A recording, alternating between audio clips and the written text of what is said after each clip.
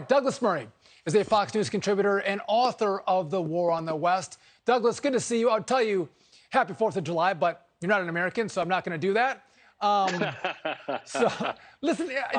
I celebrate it anyway. I love that about you. Thank you for that. And maybe you'll take Meghan Markle home when you go. That wouldn't be bad for America, too. That would be a great gift on the 4th of July. But you saw the video of the leftist media types going off about this decision from the Supreme Court. Is the media and Democrats misguided on this climate agenda?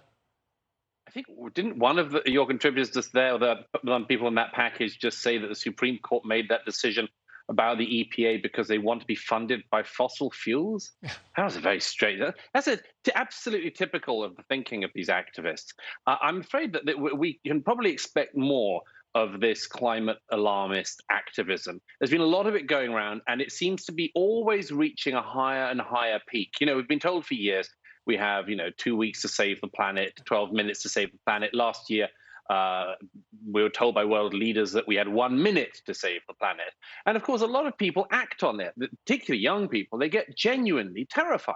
I mean, a lot of people have been persuaded that they're about to burn to death in the next 24 hours. It's, by the way, a very, very bad way to try to scare children. But then we see the results of it, which is people like these hooligans, believing they're acting in an incredibly righteous way, going around the Upper East Side slashing tires and so on. I'd like to see them try that in Texas somewhere, by the way. I'd like to see them try their activism there. But this is absolutely typical. It keeps on being ratcheted up another notch in the extremism. And that's because so many people just keep on ratcheting up their language. Yeah, Douglas, the last time I checked, I don't think Joe Biden drives around in Teslas. I think he drives around in SUVs. No. I'd like to see them try to do that to the presidential motorcade, see what happens. Right. But listen, I served 4 terms in Congress, 9 years. And it's important that the Congress actually pass legislation, which is what the Supreme Court said. Listen, the Congress should pass laws if you want to transfer America from fossil fuels to green energy. They should pass it, or they should pass a law that directs the EPA to do that. But if the Congress hasn't done that, they can't create laws out of footnotes and completely change the American economy. If you're in a democracy, doesn't that make sense, Douglas? Of course, it makes total sense. It's a perfectly reasonable policy to pursue.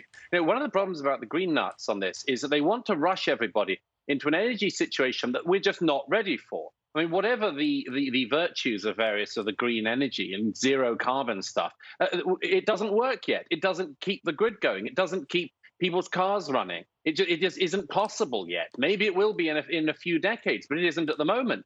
And so this relentless war on fossil fuels, which we've seen the Biden administration taking part in, the relentless war on nuclear energy, always forgets the reality of where we are now. We're not yet in a situation where we can even hope to be close to the sort of energy provision that the green lobby wishes that we were. And, we have just seen in real time one of the consequences of this.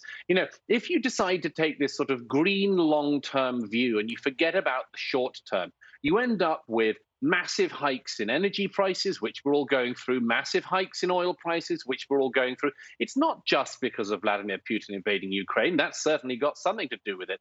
But it's also to do with incredibly short-term policy decisions made by the American governments and other Western governments.